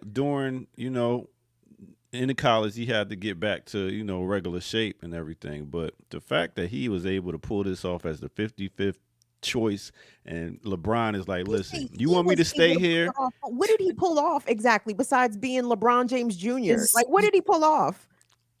What did he pull off? What did he pull off? What? The fact that he's making the Lakers do what he wants. I'm talking about the baby. LeBron what did the James. boy do? What did the child do? He was born the son of LeBron James. That's all he Right. had to do. He won the birth lottery. Pretty much. But I mean, but let's not confuse the thing though. When we say that the kid was able to pull it out, no, No. he didn't pull off shit. Besides being I mean, a LeBron lot of people you James get Jr. yeah. I mean, you get heart problems like that, you'll quit. You'll stop Man, playing. This listen, kid got the right kid- back up and was Why like, was this child even in basketball anyway? Like your father, to your point, your father's LeBron James. You can actually go do what you want. Like you can go. that's do what he loved so many doing. other You act things. like Bronny Come don't on. love playing basketball. Come on. Come Are you on. serious? Him and Bryce. Bryce probably be there next year. It'll be him, Bryce, and Bronny on the same team. And it's. I feel bad for the actual whoever should have been the 55th pick in the draft. What was he, the 50th? Wait a Who minute. in You your like family? nepotism or not? Because you just saying you feel bad. Which one is it right No, here? I feel bad for the person who should have been picked and who wasn't picked, right? Because they probably came from an impoverished situation, not like LeBron James Jr., right? Like a lot of these kids are coming from, financially challenging situation, not from the status of being LeBron James's child. So again, this is just some sort of, what's the word I'm trying to find? Like this is some sort of birthright, right? Yeah, But yeah. but you were born into multi-millions, young man. Go. Stop taking other people's spots. Okay. Anyway, big up to a father's dream coming true. Why is that a dream? Why though? is that a Why father's wouldn't you want to? dream? You trained and played with your son. My son, me and him play basketball all the time. If my son was able Isn't to, that a father's dream? what? What you and your son experience? Yeah, it's cool, but I'm talking about on that level of both of y'all wanting to be in the NBA, and both of y'all are now. I mean, that's some dope shit right there. But one of them deserves to be in the NBA, and the other one does not. I'm sorry. He can keep working to be able to get his spot. I'm saying, most people that average 5 points a game don't get that chance. nepotism, Kim, black I nepotism. know that, but Lesson. we don't. I mean, Why can't we enjoy recognize it? The white people enjoy it when they Who's get their enjoying nepotism. this? I'm Oh, sorry. right. Who is enjoying this? Who is enjoying this? Boy? I brought it up. I Who brought it up because probably I'm shouldn't enjoying it. be. And I'm sorry, none of this enjoyment for this black nepotism, none of it is showing up in my bank account. My mortgage, that mortgage is not paid this month yet. That $1,600, this nepotism ain't paid my mortgage. They ain't paid my car note. I got $2,387 left on this car note. Come on, nepotism. Can we take care of that? Can we express happiness for other brown people? Why? Without it being Look, about us? Ain't that what being an adult is about? Is about actually caring more about not just yourself and other people, giving them love? To be honest, let's be clear here. So as it comes to the realm of professional sports, the ascension into the professional leagues usually denotes going from being poor to not being poor, right? To me, that's the celebration, right? Mhm. Like somebody sacrificed all their youth and their childhood, and they honed their skill, and they earned, and they did whatever. So now they're going from being poor to not being poor, right? What is the point for LeBron James Jr. to go to do this? Like, sir, you are not trying to ball your way out of poverty. You're not. This ain't about trying to ball. This is about what you love doing and you excel at it. I teach my kids all the time. Figure out what you love doing, excel at it. It'll never be a job. He's not excelling. He only averaged 5 points a game. That's not excelling. There was somebody at a different school in a lower conference who balled out way harder than LeBron James Jr., and they are going to have to sit on the G League, or they didn't get drafted at all, or they're going to have to go play overseas because LeBron James Jr. took up a spot that he didn't deserve. Okay, we'll see how it rolls out. We ain't say that when Bill Walton's son was playing, but all right, we'll see. Who didn't? Most of the people watching this were babies when Bill Walton's son. Come on. And now his son was a coach too for the Lakers. Come on, man. They did it like that. Exactly, but yeah, he did get probably picked because of some sort of nepotism, right? Yeah, and we finally getting it now. We don't want to be like cool. It's good. This is not a we thing. This is a LeBron James and his son thing. This is not a we, the rest of the Negro thing. This don't have nothing to do with Ain't us. this like when OJ, the whole trial, and we was like, okay, finally, We got some justice. Wow, your No, and exams just be when, way off, yo. when, and they was, and folks was wrong then too, because it didn't. You can't The get what glove. O.J. Simpson got because you don't have O.J. Simpson money, so you would have been in prison. Because you But we couldn't afford celebrated. Johnny Cochran. We We celebrated. were misguided in our we did- celebration here, doctor. No, no, no. Y'all, We you did not at the time though. You I so through it later in the years, we'll even though we celebrating this, it'll be like we shouldn't have celebrated the fact that we got black nepotism. Got you. All right. I guess we go ahead and take a break. Why did I even bring it up? Like, I don't support nepotism of any kind, because nepotism means that someone undeserving, because of their familial relation to a more powerful person, has now been placed in a position. I don't support nepotism on any level, zero levels, because the harder working person is not going to get that nod or that call because of nepotism, because they mama ain't somebody, they daddy ain't somebody, they brother ain't somebody. I don't support nepotism at all. This is All weak right. sauce. All right, cool.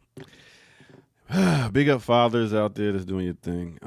Let's go ahead and Got to do with fathers. the story came up from being like, yo, big up to a father's dreams, isn't it? Okay, anyway. I What do I know? guess a father's this- dream. Was it the boy's dream though? Nah, Anyway, this- We'll have I'll let you interview him and find out. I don't Now, care. this He is only averaged the- 5 points a game. He's not interesting to me besides LeBron James Jr. Listen, I'm not. not- You're I'm not. You're not pulling me down yet, rabbit hole, Kim. I'm gonna go Like- ahead and like get to. us all the time. No, Like, I don't celebrate Facts. no bourgeois. I don't celebrate no petty bourgeois black folks. Nothing. I have no class solidarity with these people. They don't have any class solidarity with us. So enjoy. Do whatever you do. Big up to that brother having a black woman that he's been with forever and raising a beautiful family. So big up to that.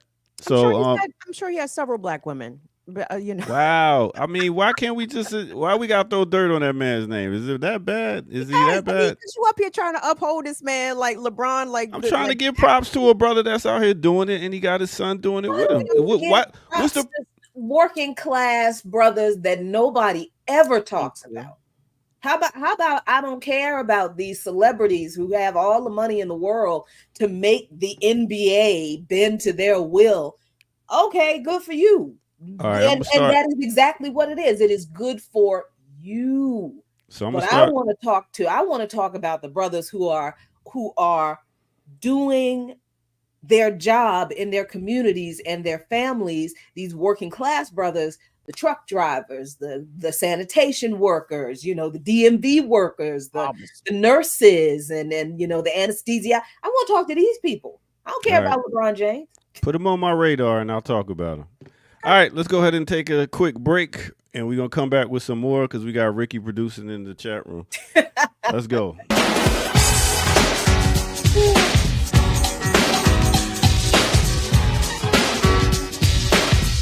All right, y'all. Welcome out to the Remix Morning Show. I go by the name of the Air Doctor. Thank y'all for tuning in. Hit that like button and subscribe if you're new to the channel.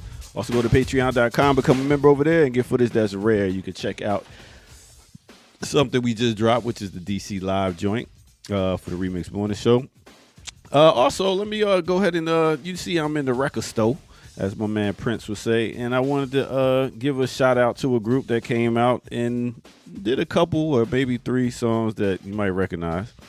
Let's talk about Troop, and I'm not talking about total rule over oppressed people, as they used to talk about back in the 80s when that whole clothesline came out. All right, so Troop, coming straight from California, Pasadena at that. They first got recognized doing a talent show and was like, oh, these guys can sing. They have 10 top singles on the billboards. They have also 5 albums, which is crazy, which include 3 certified gold and 1 certified platinum album. They got a platinum album? Wow. True actually for them means total respect of other people. Their notable songs are All I Do Is Think of You, Sweet November, and this song right here, Spread My Wings and Fly Away. That was the joint right there. And you can actually hear that sampled in a Doja Cat song that's out right now. All right, but they got put on. There was a TV show in the '80s called Putting on the Hits. They won that talent show and got signed. The brothers, the friends that formed this group is Steve, Alan, John, Rodney, and Reggie. So they first came out with their first album, Mamacita. Then they came out with another album called Attitude. And like I said, the second album blew up because it had Spread My Wings and All I Do Is Think of You. They got to tour around with a bunch of people still. And they got to be a song in the New Jack City soundtrack, For the Love of Money, that they did with Queen Latifah. So big up to these guys. Just wanted to give a shout out to them real quick. One of them died, Reggie, March 2021. After he had illness at the age of 52. But like I said, 5 albums, 3 singles that you might know of. Other than that, Troop, y'all. Terrible picture I put up there, but that's what it is. They old, y'all. Old picture. All right, boom. Let's go ahead and get back to the Remix Morning Crew. You know how we do. Dreams are gold, so let it be told. Troop sing. Spread my wings and fly away. Yeah. First of all, the first album named Mamacita for a reason because it had a single called Mamacita. So pleased to meet ya. That's how they got a second album. That was them? Oh, yes. Wow. Nigga, you just read. Yeah, but I'm talking about. I didn't know that was. I knew the name of the album. I didn't know that song they did because you don't remember Mamacita, the song Mamacita. I ain't rock with R&B that hard like during that time. I was hip hopped out. I ain't gonna front. Yeah. Weak song. Fix anyway. your face, Kim. Nah, because you're limited in your black music consumption, sir. Damn. You know what I'm saying? I'm sorry, I'm not you, but I can name some people. And I'm not don't you. know. I don't know no Doja Cat. Who is that? See, what See, she look that, like? What song she sing? That's the whole thing. She redid a couple songs. She redid that "Walk On by Dionne Warwick.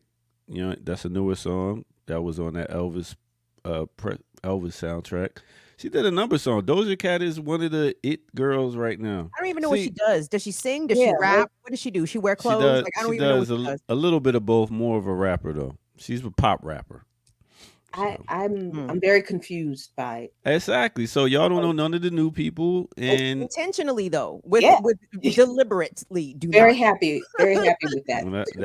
Well, that's why y'all conversations are limited with the youth because y'all don't know. Hey, I'm not trying to reach the youth. I ain't got no kids. I ain't nobody. You ain't gotta have no kids to talk to the youth. You could go to a school I and like talk to to them. listen to the youth. I don't need to talk to them. I like to listen to what they have to say. You know, I'm not trying to educate them toward a current musical whatever it is that I don't care. I don't care. It's a gateway to have conversation. That's all. Yeah, that's how I use it. I'm able to talk about the artists they listen to, and then we can expand to other things. My daughter the other day said, all adults do is ask you what you're going to be when you get older. I was like, you're right, because they ain't got no other conversation. They don't know nothing about what's going on in your world, so therefore they always go to that. But the music doesn't have to be the inroads to that. I mean, I agree. I think that's a goofy question that adults are. So when do you want to be? Who cares? Like, what are you doing tomorrow? What are you doing this weekend? What are you doing with your summer? You know what I mean? Like, but I don't know. Like, I mean, I was once a kid, right? So we could talk about, sex and drugs, the shit I was doing when I was a kid.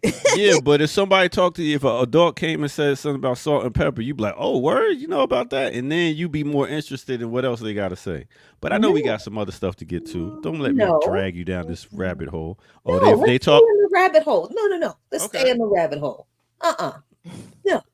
So if they talk to you about Black Sabbath or somebody back there, you be like, oh, you know a little, okay. No, I'm not. Well, it works for me, y'all, and I work with a lot of kids, and it's been working pretty good. So. No, because I know plenty of weirdos and complete whacked out people who listen to the same music. Oh my goodness, what does it say on the screen? Fans, and that's not. I like it. What kind of whether you listen to the kind of music I listen to, that doesn't endear you to me just because you like Fishbone too. No, that's not. Okay.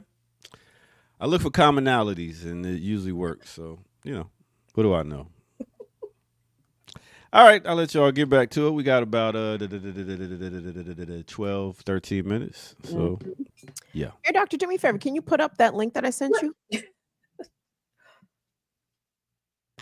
I will, but continue, Joe.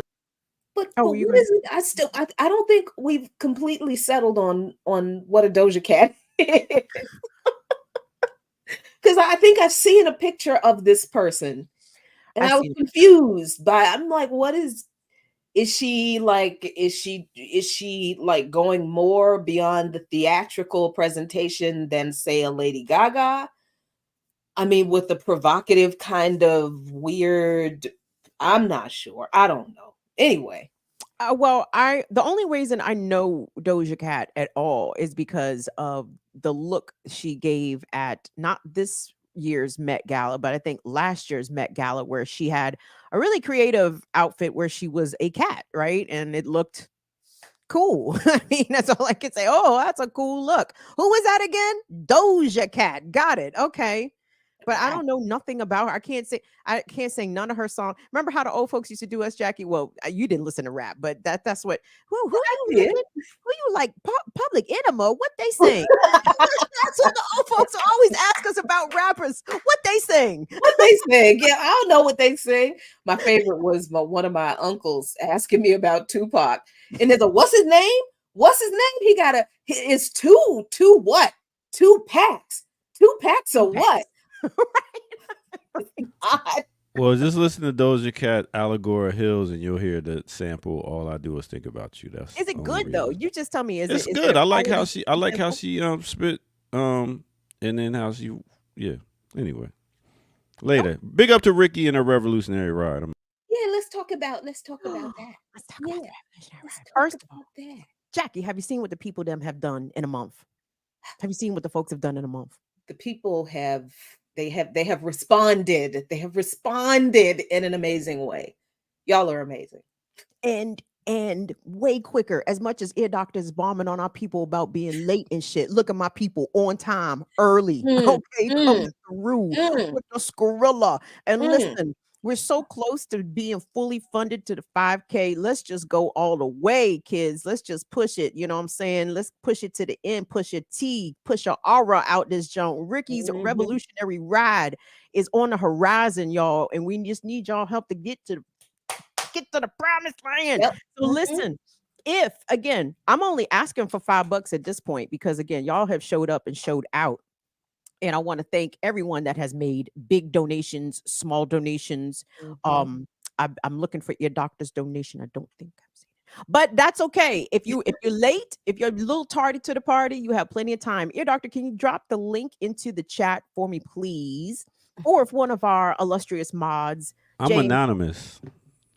See, I ain't want to say it, but there it He's is. a member Oh, of the enormous anonymous family. That's so our anonymous donors, of which we've had a handful, have donated big amounts, $500, $600. Now Ear Doctor is claiming credit for one of those anonymous donations. Maybe the actual donor would like to correct the record, or not. It's up to you, but no worries.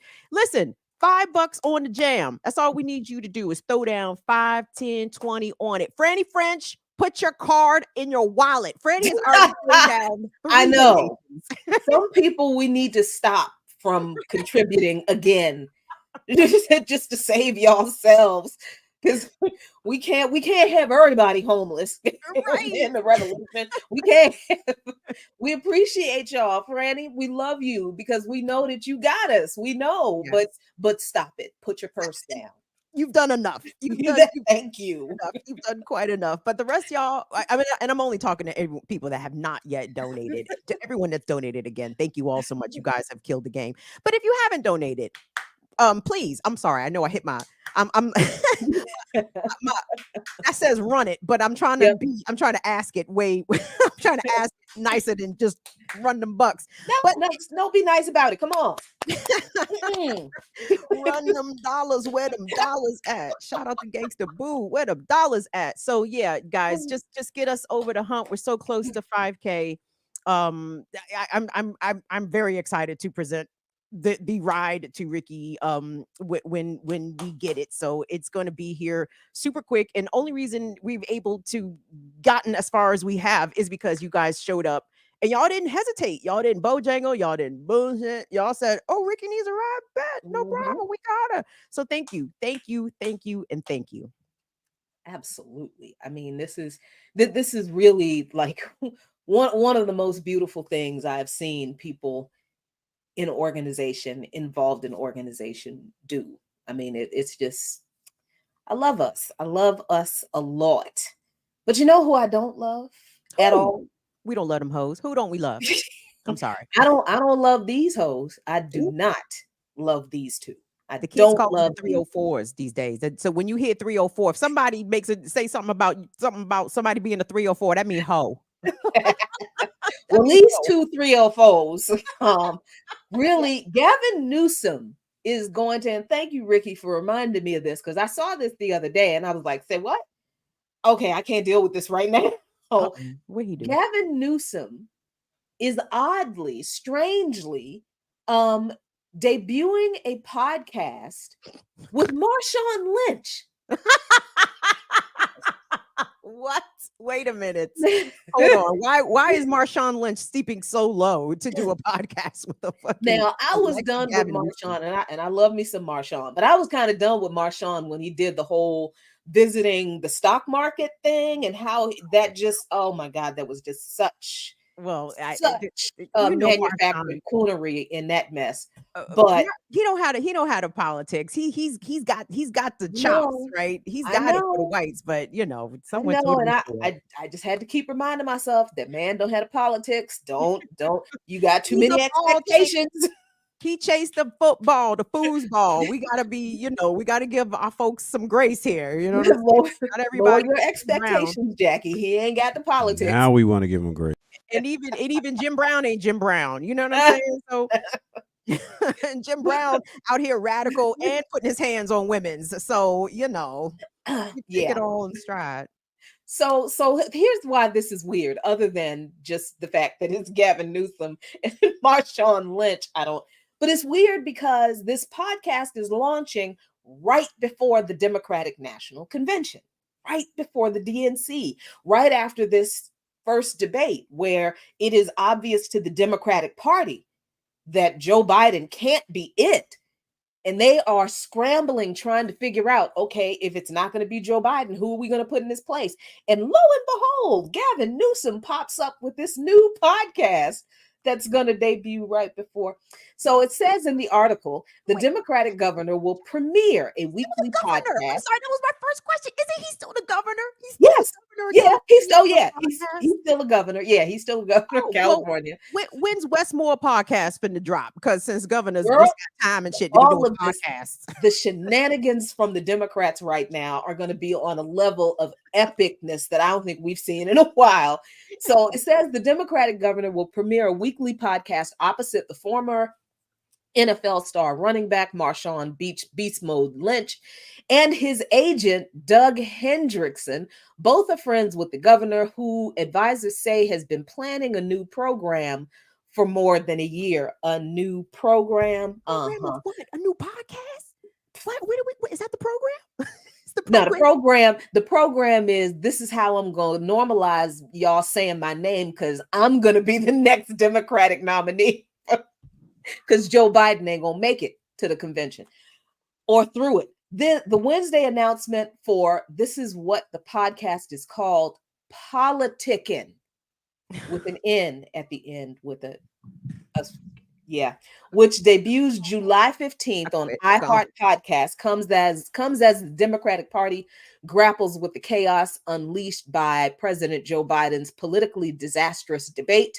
Newsom, a top Biden surrogate with his own national ambitions, has stood closely by the president and made several appearances after last week's debate in Atlanta to defend his competency and urge calm. No, he's presenting himself as the adult in the room, the safe alternative to crazy Uncle Joe. Newsom raised more than $1 million for Biden and Democrats since the debate and is traveling to Washington for an evening meeting with the president and other Democratic governors, including some who said they want to see Biden prove to Americans he's the right person for the job. They go on and on. They say that the podcast, which promises listeners the chance to hear Newsom like you've never heard him. Mind you, most people have never heard Newsom, period. because he's the governor of California. And unless people live in California, they don't care about what that man does. So they've not heard of him, period. And they wouldn't care about him unless they pair him with some celebrity that is going to make people want to listen to. So it's Marshawn Lynch. And please don't think any celebrity would have done, because of course Marshawn Lynch is the linchpin, haha, to getting Black folks familiar with this new white politician, Gavin Newsom, instead of Joe Biden. Marshawn is the ambassador to the Black folks for the Black vote for Gavin Newsom. Come on now. Y'all, please stop looking at this stuff as if, these are just things that are happening, and they're not. No, they're connected, and they're targeted at manipulating you to keep you voting for one of these two parties that doesn't care if you live or die, as long as they continue to make as much money off of you as they can while you're here. Marshawn Lynch is now helping with this ridiculous capitalist project. This is going to be a mess. And I'm just going to sit here with the popcorn and enjoy myself watching it all go up in flames. It kind of reminds me of what we just saw, was that last week with Kamala showing up with rapper Quavo to a town hall in Atlanta about gun violence. And I'm like, wow, Kamala's trying to get the Quavo vote, like the Quavo, the Quavo contingent of the Black vote. Like, does that even exist? Is that a thing? And is there a Marshawn Lynch Black voter block out there that I'm not particularly aware of? Quavo kids can't even vote. Like, well, for one, Quavo's not a child, right? He's like 30. So but I'm thinking about convicted felons and different people with guns. They can't even vote. But see, for the Democrats, it doesn't matter how legitimate these Black folks are, as far as, what legitimacy any Black face will. This is how the Democrats think. Any Black face will do. Any Black face will do. We got Wes Moore. There you go. Speaking of Black faces. Well, listen, y'all. It's another week. Remix Morning Show. It's about time to get up out of here. Yeah, I know. If it wasn't for me, y'all keep going. So, Jackie, let us know what you got coming up. You too. Thank you. Yeah, so Friday, tomorrow night, 5 p.m., Darker Than Blue. May have a double feature tomorrow night, may not. I don't know. Depends on how I feel. Because Saturday, we in these streets opposing NATO all day long. No to NATO counter summit in the from 1 from 11 a.m. to 4 p.m. I think, and then the Resist NATO counter summit from 5 to 9, I believe, later on, and then Resist anti-NATO demonstration outside the White House on Sunday. That's the weekend. And Monday, I will be asleep. I may resurface Tuesday. We'll see. Just make sure you hydrate this weekend, Jackie. Please. Sunscreen also, beloved. I got the 70. I got the spray on 70. Yep.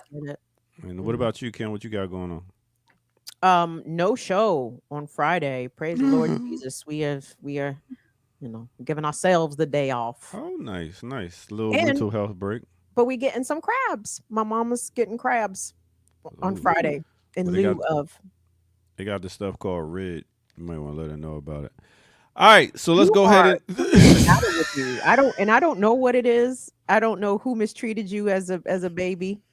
Who did it? Yeah, doctor, you can share. Who hurt you? What happened? Because you're saying slick stuff, and you understand. You mentioned my mother. You understand this, right? Like, so. Yo, Mama Brown, know I got mad love for her. I was just playing with her. I just play with her. That's all. All right. And again, show us on the doll. Show us on the doll. Going where somebody hurt you, your doctor. Show us on the doll. They hurt my brain. Whoa, no, don't do that, Jackie. That's why I come out ate your crab cake. That's why your crab cake was ate. I was hungry as hell, yo. I did all that work, got everybody food and shit. I go to eat my sandwich. This shit is gone. Gone. And All on right. top of that, this New York ass nigga put ketchup on the crab cake. Yes, who does that? Wow. So Could wow, tell. everyone was raised very differently amongst this Yeah. group here. He ain't been outside of Albany Projects, boy. I tell you that much. All right, well, we out of here, y'all. Thank y'all for tuning in, and make sure y'all hit that like button. Y'all have a great and safe weekend, and stay away from all them firecrackers, and don't blow yourself up looking like Wile E. Coyote. All right, Fingers. word. We out of here, y'all. Peace. Ugh.